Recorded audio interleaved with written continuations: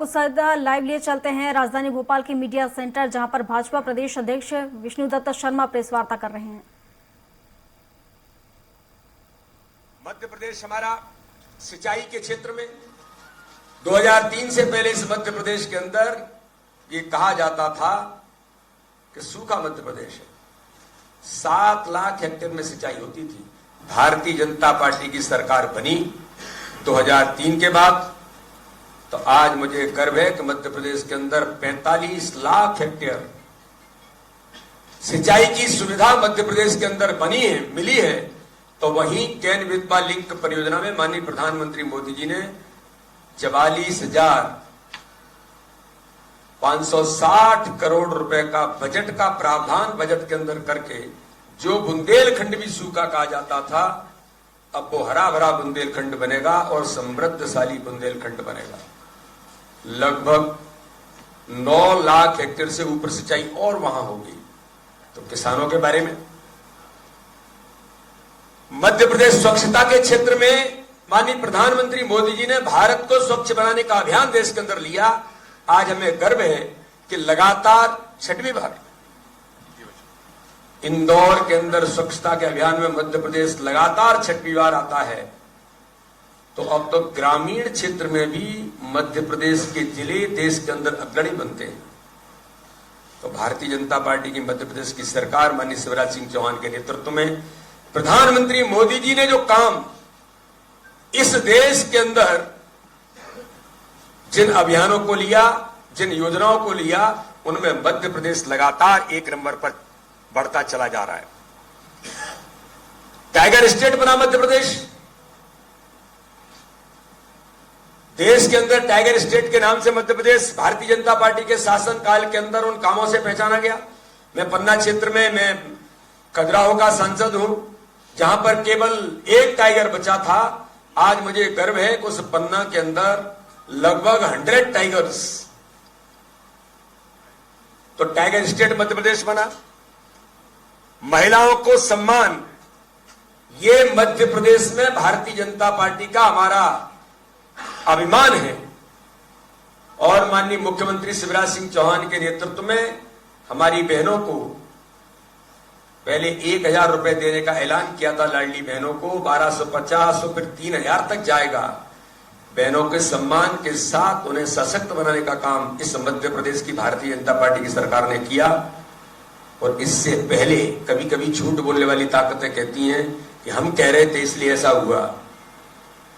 बैरिया, भारिया और बैगा आदिवासी बहनें, ये वो ट्राइब्स हैं जो ट्राइब्स खत्म होने की ओर अग्रसर थी। इन पर भारतीय जनता पार्टी की सरकार ने पहले रिजिम में 1,000 रुपए उन बहनों के खाते में डालते थे। दुर्भाग्य से एक मिस्टर करप्शन नाथ की सरकार बन गई थी, बंटा ढार, जिसने 2003 से पहले मध्य प्रदेश को बंटा ढार दुरावस्था के दौर में लाए थे। उनके इशारे पर चलने वाली सरकार थी। वो 1,000 रुपए गरीब आदिवासी बहनों के बंद कर दिए थे। मैंने उल्लेख इसलिए किया है। आज 1 करोड़ 31 लाख बहनों को मध्य प्रदेश के अंदर 1 करोड़ 31 लाख बहनों को 1250 उनके खाते में जाता है। और 1250 जाता है तो दलाल बिचौलिए नहीं होते। 1250 ही एक क्लिक से मोदी जी के नेतृत्व में शिवराज सिंह चौहान के प्रयासों से उन बहनों के खाते में जाता है। दलाल और बिचौलिए की व्यवस्था देश के अंदर समाप्त हो गई है।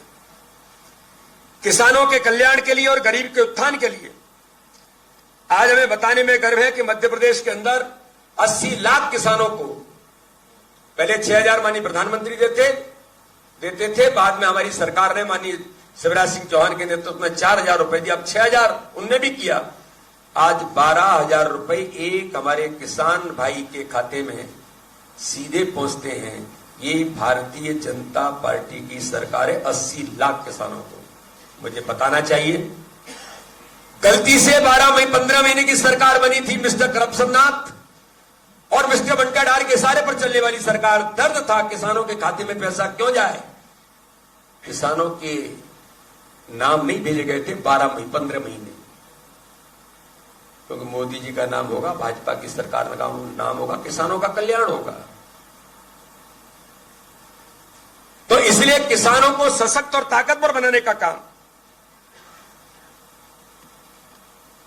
और आज हमें इस बात का गर्व है कि मध्य प्रदेश के अंदर, देश के अंदर माननीय प्रधानमंत्री मोदी जी के गरीब कल्याण की योजनाओं के अभियान से अगर 13 करोड़ लोग गरीबी रेखा से ऊपर आए, तो मध्य प्रदेश के अंदर भी 1,36,00,000 लोग गरीबी रेखा से ऊपर आए, जिनके चेहरे पर आज खुशी है। उन्हें लगता है कि भारतीय जनता पार्टी की सरकार है। प्रदेश की जीडीपी 2001 में 715,000 करोड़ से बढ़कर आज 13.22 लाख करोड़ पहुंच गई है।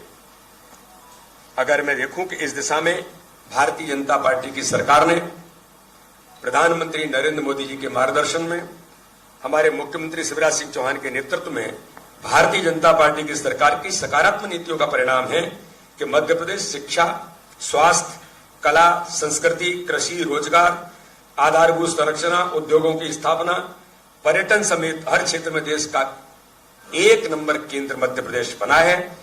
एक समय था जब मध्य प्रदेश बीमारू और अपराध का गढ़ माना जाता था। वैसे तो कांग्रेस ने अभी टिकट वितरण किया, उनमें कई अपराधियों को, और ऐसे अपराधी नहीं, दुर्दांत अपराधियों को भी टिकट देकर के इस मध्य प्रदेश के अंदर फिर वही कल्पना वो करने का प्रयास कर रहे हैं जो जनता कभी नहीं होने देगी, न कभी जनता ने होने दिया है। तो मध्य प्रदेश को भारतीय जनता पार्टी की सरकार ने विकसित मध्य प्रदेश, जो बीमारू राज्य था, आज मध्य प्रदेश विकसित मध्य प्रदेश बना है। तो हमारा मध्य प्रदेश अब सुरक्षित मध्य प्रदेश बना है। हर गरीब के जीवन में खुशी लाने का काम अगर भारतीय जनता पार्टी की सरकार ने किया है, तो आज हमें गर्व है कि डबल इंजन की सरकार ने माननीय प्रधानमंत्री मोदी जी के नेतृत्व में और मध्य प्रदेश की भारतीय जनता पार्टी की सरकार के नेतृत्व में आज मध्य प्रदेश पूरे देश के अंदर सभी राज्यों में लगातार आगे बढ़ते हुए, आगे बढ़ता मध्य प्रदेश, हमारा मध्य प्रदेश, आगे बढ़ता मध्य प्रदेश और उत्साह और उमंग के साथ युवा मध्य प्रदेश, हमारी बहनों का मध्य प्रदेश, हर गरीब के जीवन में खुशी लाने वाला मध्य प्रदेश, ये लगातार आगे बढ़ रहा है। मैं सभी प्रदेशवासियों को बधाई और शुभकामना देता हूं। और आज हम संकल्प लेते हैं कि अपने मध्य प्रदेश को 1 नंबर बनाने का संकल्प, आत्मनिर्भर मध्य प्रदेश के साथ ये मध्य प्रदेश स्वर्णिम मध्य प्रदेश बनेगा। इस संकल्पना के साथ आज के दिन हम सब यहां पर इस बात का पूरे मध्य प्रदेश के 9.5 करोड़ जनता आज इसका संकल्प लेती है और भारतीय जनता पार्टी संकल्पित होकर के प्रतिबद्ध है अपने मध्य प्रदेश को, जो हमने आज कांग्रेस के बीमारू राज्य से, दुरावस्था के दौर से बाहर निकाल करके अगर विकसित राज्य बनाया है, तो हमें विश्वास है कि भारतीय जनता पार्टी की सरकार अपने मध्य प्रदेश को फिर स्वर्णिम मध्य प्रदेश बनाएगी। ये हमारा संकल्प है। सत्या जी,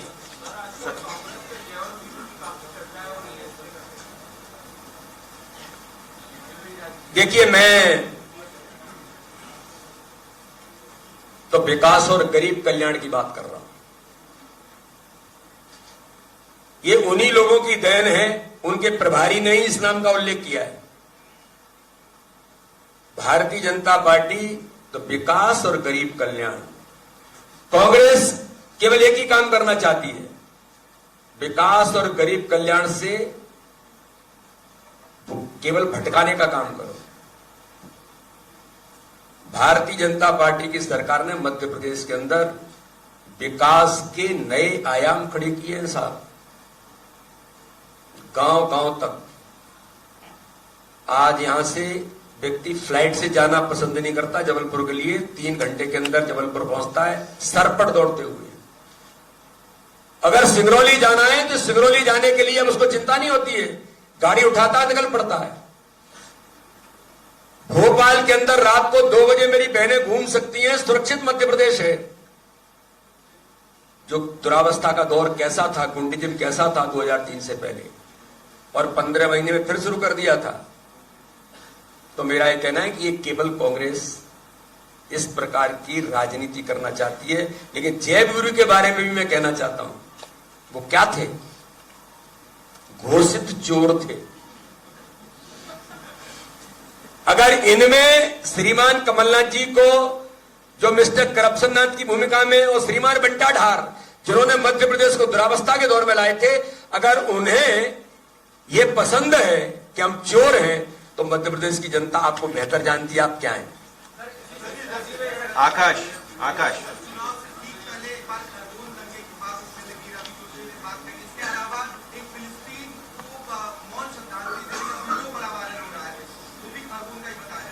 आज मध्य प्रदेश के अंदर कांग्रेस इस चुनाव को तुष्टीकरण की राजनीति के आधार पर ले जाना चाहती है। मैंने जब ये कहा था कि CWC के अंदर कांग्रेस के नेतृत्व ने हमास का समर्थन करके आतंकवादियों का समर्थन किया है, कांग्रेस का हाथ आतंकवाद के साथ, तब कांग्रेस के वो कौन से, वो दिन भर बोलते रहते हैं कुछ न कुछ, वो कह रहे थे कि BD शर्मा के खिलाफ हम कोर्ट में जाएंगे और FIR करेंगे, की नहीं, कर नहीं पाते, तो दम नहीं है। ये क्या है? ये उनके CWC के, मैं तो पूछना चाहता हूं राहुल गांधी से, प्रियंका गांधी घूम रही है मध्य प्रदेश के अंदर, क्या आप हमास का समर्थन करते हैं? क्या आप आतंकवाद के साथ खड़े हैं? और खरगोन के अंदर रवि जोशी विधायक और उनके समर्थक, उनके बेटे और बेटियां हमास के आतंकवादियों के मारे जाने पर यहां श्रद्धांजलि दे रहे हैं खरगोन के अंदर, दुर्भाग्य है। और ये उनको श्रद्धांजलि देते हुए धमकी भी दे रहे हैं कि खरगोन के दंगे के अंदर हम देख लेंगे आगे। अरे आप क्या देख लेंगे? ये जनता तुम्हें 17 तारीख को देख लेगी कि ये जो आतंकवादियों का, गुंडजिम का, इस प्रकार के तुष्टीकरण की राजनीति करने वालों का समर्थन करने वाली कांग्रेस, ये दुर्भाग्य है। राहुल गांधी की मोहब्बत की दुकान पर तो ताला लग गया है अब, और हमास के आतंकवादियों का सहारा ले रहे हैं, उन्हें श्रद्धांजलि दे रहे हैं। इन्हें राम मंदिर के पोस्टर लगने पर दर्द हो रहा था। मैंने कहा था, अरे हम तो राम मंदिर के पोस्टर लगाएंगे, हमारे श्रद्धा और आस्था के केंद्र हैं, करोड़ों करोड़ लोगों के आस्था और श्रद्धा का केंद्र है, लाखों लोगों ने बलिदान दिया है इस राम मंदिर के लिए। 22 तारीख को प्रधानमंत्री नरेंद्र मोदी जी जिस राम मंदिर को भगवान श्री राम की मूर्ति की स्थापना करेंगे, अगर आपको बाबरी में अगर प्रेम है तो बाबर के पोस्टर लगाओ, किसने मना किया है? ये जनता जवाब देगी। ये हालात कांग्रेस के तुष्टीकरण के हैं। ये चुनाव कांग्रेस केवल इसी आधार पर जो उनका मूल चरित्र है उसी पर जाना चाहती है। राजीव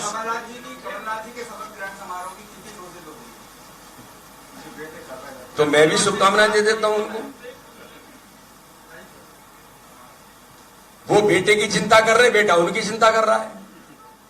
अब आप देखिए कांग्रेस के हाल, क्या वो कहते हैं टिकट कौन बांटेगा? तो नकुलनाथ बांटेगा। और नकुलनाथ कहते हैं मुख्यमंत्री कौन बनेगा? कमलनाथ बनेंगे। और तिथि भी घोषित कर रहे हैं। अब ऐसे भ्रम पाल करके अगर वो चलते हैं, तिथि तो मध्य प्रदेश की जनता बताएगी कि मुख्यमंत्री कौन बनेगा। और 15 महीने में जनता ने उन्हें बता दिया। जो 28 विधानसभाओं के चुनाव थे तब भी कमलनाथ जी कह रहे थे, तब भी नकुलनाथ कह रहे थे, फिर मुख्यमंत्री बन रहे हैं। और दिग्विजय सिंह जी से पूछ लो कौन मुख्यमंत्री बनेगा कांग्रेस में। राजीव सिर फटे हुए जारी है, चिंता मत करिए। जनता ने तय कर लिया है विकास और गरीब कल्याण को। इस मध्य प्रदेश के अंदर जनता भारतीय जनता पार्टी को प्रचंड बहुमत की सरकार बनाने का काम, आज 1 नवंबर हमारा मध्य प्रदेश, अपना मध्य प्रदेश स्थापना दिवस है, इस पर जनता संकल्प ले रही है। राजीव जी सर, वो आपने बताया कि गुरदास अपराधियों को टिकट दे दिए कांग्रेस, तो गुरदास नाम बता दीजिए। क्यों? नाम तो क्लियर है, और भाई साहब इसमें एक सवाल बीजेपी नाम क्लियर है। देखो जरा, इसमें एक सवाल है सर, एक एक करके एक भी नहीं होगा ऐसा। जिनके खिलाफ वारंट नहीं, जिनके खिलाफ इनाम जारी है, इनाम जारी है, इनाम छतरपुर जिले के अंदर। चलिए पूछे सातनकर जी पूछ ले। बैठिए राजीव जी। अब देखिए, आपराधिक मामले किसी के भी खिलाफ हैं, स्पष्ट कानून है, उन्हें ये जारी करना पड़ेगा कि मेरे खिलाफ क्या आपराधिक प्रकरण है। चलिए रामेश्वर ये तो मैं उल्लेख बता रहा हूं कि रामेश्वर- कांग्रेस ने किस प्रकार के दुर्दांत अपराधियों को भी टिकट दी है। इस मध्य प्रदेश को फिर उस दुरावस्था के दौर में ले जाने का प्रयास कांग्रेस करना चाहती है। रामेश्वर जी पूछिए, रामेश्वर जी बैठिए। क्या? एक मिनट शांत रहिए ना, प्रश्न नहीं रहेगा।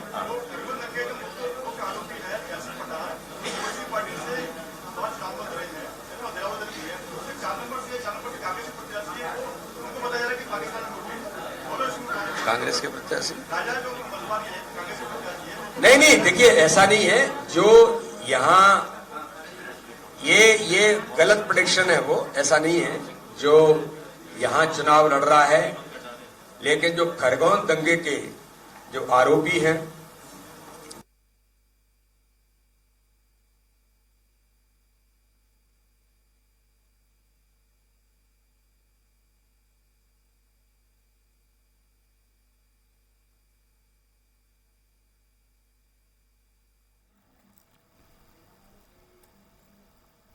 आप सुन रहे थे प्रदेश अध्यक्ष वी डी शर्मा को, जो पत्रकारों से वार्ता कर रहे थे और जिन्होंने उन्होंने केंद्र और राज्य सरकार के विकास को गिनाया, तो वहीं कांग्रेस सरकार पर निशाना भी साधा। इसी के साथ बुलेटिन में अभी के लिए बस इतना ही। अधिक जानकारी के लिए आप बने रहिए हमारे साथ और देखते रहिए स्वराज एक्सप्रेस। नमस्कार।